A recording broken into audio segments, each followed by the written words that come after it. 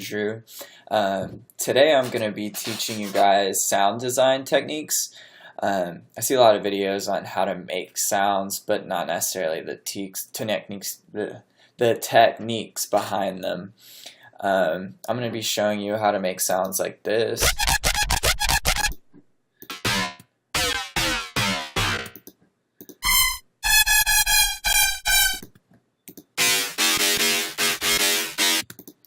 So I've got a couple of cool, pretty patches I've made myself. And I'm also just going to be teaching you guys how to make sounds in general, you know, the techniques behind them, so you don't have to sit there and go through all these, you know, presets. Explain a little bit about Serum, what FM synthesis is, and what a wavetable synthesizer is. So this is Serum, obviously. I usually start out making a sound with a wavetable. A lot of this is about automation. I kind of try and find something that sounds cool at first. Like, that sounds pretty cool. But yeah, we'll use this one. So I start out, I put my level all the way up. I am going to be FMing the second oscillator here. With Serum, the amazing thing about this is you can actually draw in your LFOs. So you can pretty much get as creative as you want to with how your sound's oscillating, or what and how many LFOs you have on things. So yeah, I put LFOs pretty much on everything.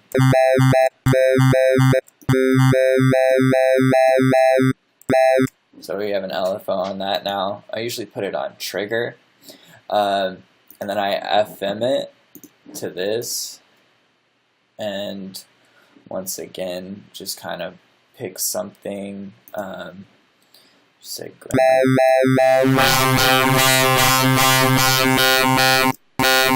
so that sounds kind of cool. What FM synthesis is frequency modulation. Or what FMing is frequency modulation. What you do, or what it is it's taking frequencies from this sound over here and putting them in this sound over here. So at this point right here, I have none of the frequencies from this sound modulating my other sound. At this point right here, I have all of the frequencies modulating my other sound. So that's why if you kind of, you know, use something that's, let me see, for example, this, like this monster, where it has all this noise right here. Like, what the fuck is that, you know? It's just a bunch of noise. Same thing with this. But it sounds good right there because I'm not taking all of the noise from this sound over here. I'm modulating it with this sound. So it sounds good right there.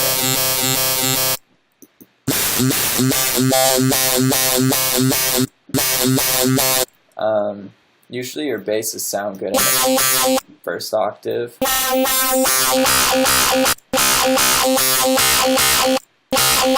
That might be kind of cool, yeah. Then after that, like I said, I'll put LFOs on like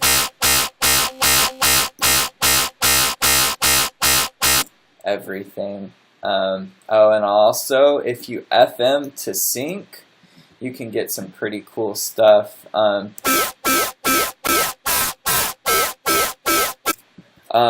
What sync is it just makes multiples of that sound. So like, let's watch it work.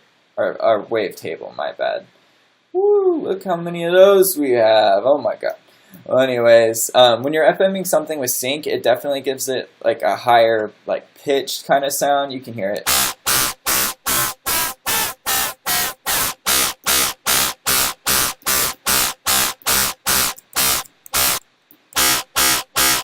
You know, and then, you know, sync didn't really sound that good, so let's FM to mirror.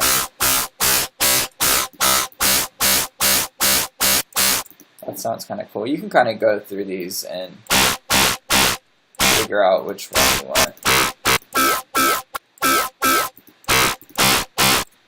you know, I kind of don't like it with anything on it, so I'm just gonna leave that. But yeah, these sync and mirror and quantize I've found to be the best things to FM to. Also, if you have an already noisy sound, you can FM to, let me see what we're on, Gremlin, you can FM to something like this, and it's not going to add a lot of noise. You know, it's just a sine wave. There's not a lot of noise or anything going on. And so let's go back to Gremlin, because this sounds cool. What I'll also do, I usually use filters a lot. Oops. Oh, by the way, little known fact, you have to pull this down to here.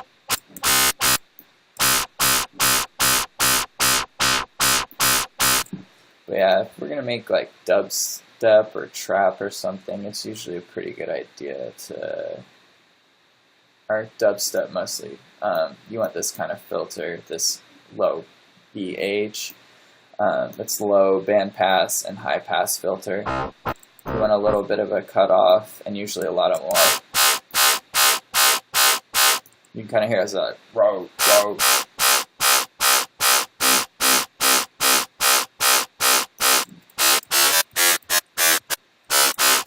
Kind of has that like growly sound.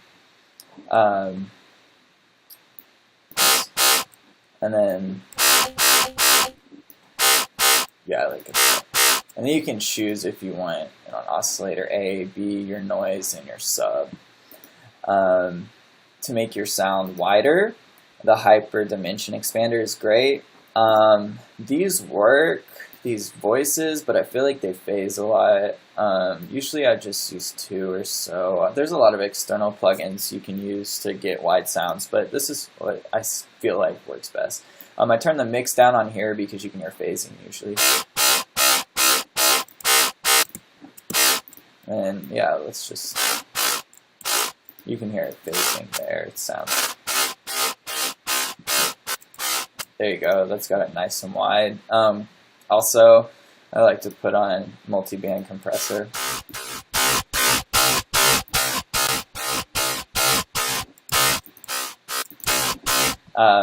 I usually like to put on distortion. I put it before the compressor. That compresses the distortion, which usually sounds good.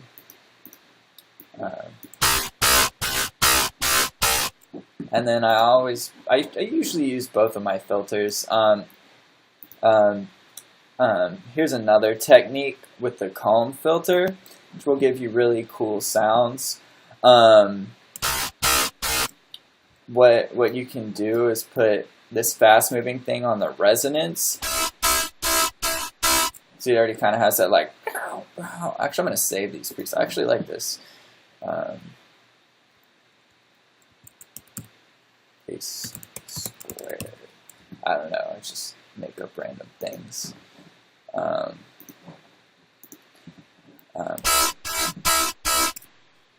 Yeah, so that's really cool. You can mess with this cutoff too. Usually when I modulate the cutoff, I do it over a long period of time. So it's not super sudden, because if we were to have it like this, it sounds like shit. But if we have it like this, maybe, you know, like, whoops, we want it the other way. You know, it sounds a little better. You know, and it kind of gives it that movement. It's, you know, it's coming up in frequency. You know, it gives it that like anxiety. Dun, dun, dun, dun. And then also CRS can be a really cool thing to modulate. That's the coarse pitch.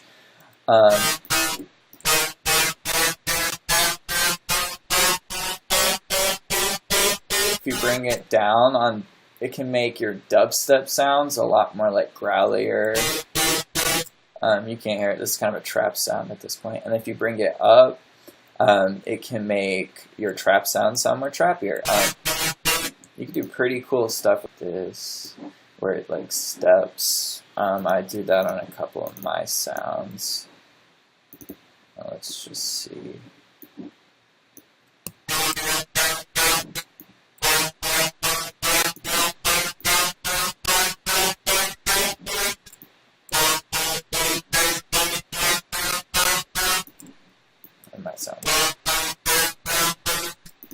Oh, and I like to have everything on trigger for the most part. I always like things to re-trigger.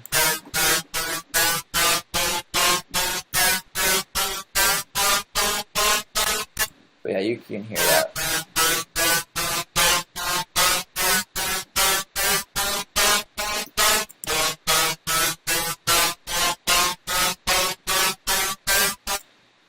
But yeah, so that's CRS. I use those a lot. I feel like it sounds really cool. I'll show you those other sounds and we can kind of break them down. But yeah, so, and then usually I put an EQ on something. You can get even more movement with an EQ. When you're making sounds, think a lot about movement. How can I make this move more? What can I do to make it have more movement and be more interesting? You know, we have these different fucking filters and wavetables. This is moving, this is moving. This LFO is moving on this wavetable, this FM, this level, this cutoff, the morph. We have this moving on the resonance here, and this one moving on the cutoff, and now this moving on the coarse pitch. And we have this moving on the drive, so the drive comes up. You know, it distorts more in a good way, not in a bad way. Whenever it peaks right here.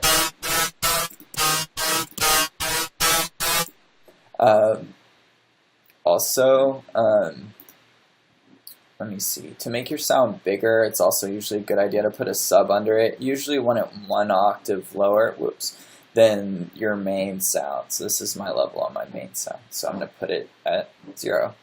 And I like it to oscillate with my sound. So.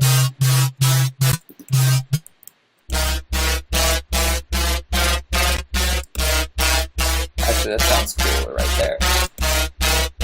And then direct out means it's not being affected by this. So.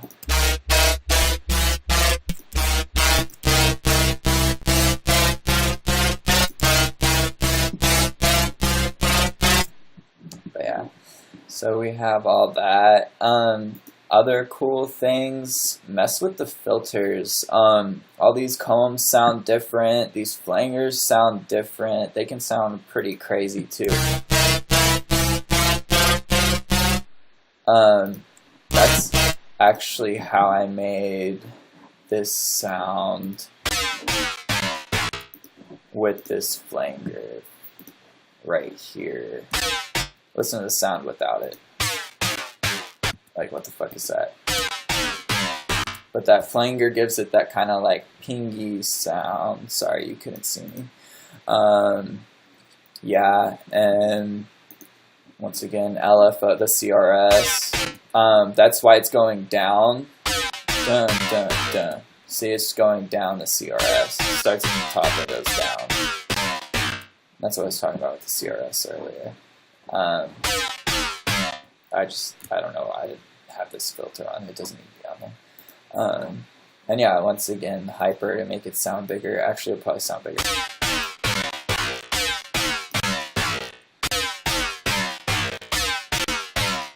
Yeah. Other cool things you can do.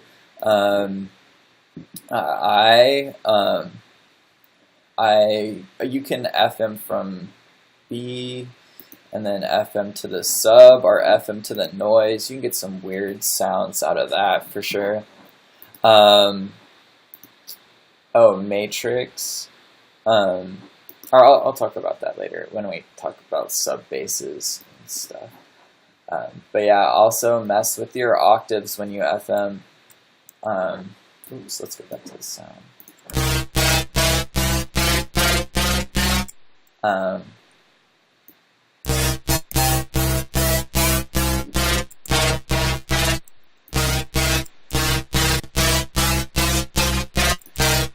but yeah, it's a good thing to mess with is octaves. Also, other cool things, actually, you can make your song or your sound go smaller to wider by putting an LFO on the mix.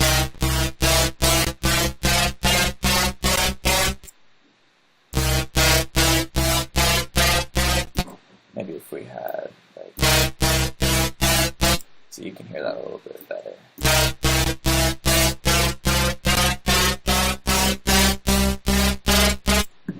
But yeah, that's kind of cool. I've done that a couple times. And then yeah, you can also, it's good to put LFOs on the EQ, especially with dubstep sounds. Let me see.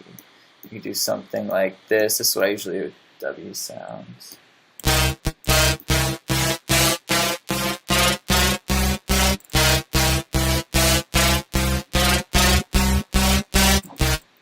Do that, and then like have these weird notches. These are really cool. You can do, here's a couple of interesting things I've discovered with these. Have one with the Q like that. Sorry, someone. Okay, have one going up and one going down. So it's like, it's effectively this. Oops. It's effectively that, this band reject filter, but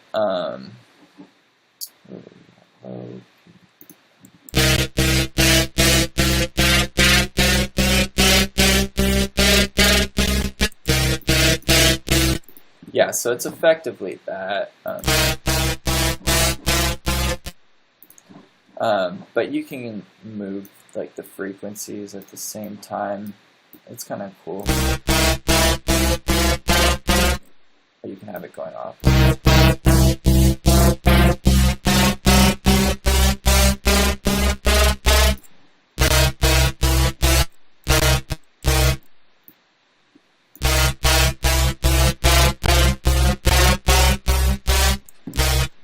But yeah, so that's pretty cool.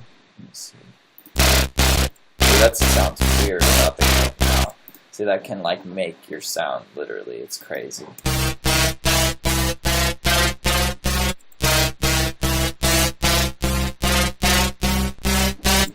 But yeah, those are some techniques. Just to go over them again. Start out with a cool wavetable. Find something that sounds good with your wavetable position.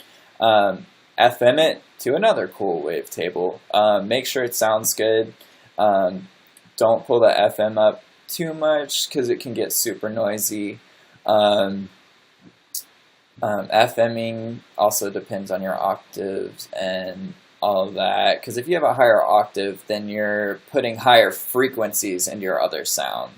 Same thing if you have a lower octave, you're putting lower frequencies into your sound. Effects that I pretty much use every time, hyper, distortion, or not distortion, I actually use different plugins for distortion. I use both these filters pretty much on almost every sound. EQ is good, compressor can sound good. It does on this sound. Sometimes it doesn't, it just really depends. And then yeah, LFOs on everything. Kind of keep it to like, I know I have 4 here, but try to keep it to like 2 or 3, unless you're doing things like, you know, having this go up over a long period of time. I guess it's this one, or down over a long period of time. Things like that, because you can kind of get too crazy and everything can kind of start to sound like it's going everywhere. But yeah, I'll drop this patch below. Also, Acolyte, I work for Acolyte. They have great packs. I'm actually helping design their new pack. I'll let y'all know when it comes down. I'm also going to leave a code below to where you can get $7 off the Poke Toys. pack. It's pretty awesome. It's like 25% off. And yeah, it's good for dub. Like I said, pretty much have everything automated. The sub's great to go below it. It can just give it a little bit more depth. Delay is cool for a little bit, like spacier sounds. But if you're making dubstep and stuff, you kind of want it really tight. And same thing with the reverb.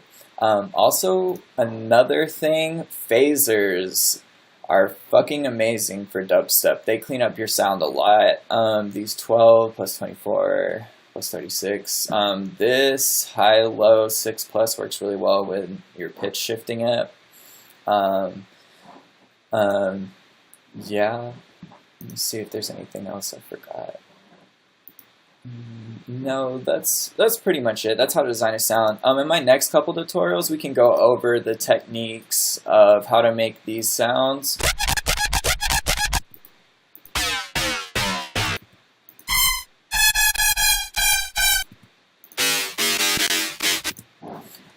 Sorry, they might be a little lower, sound a little weird.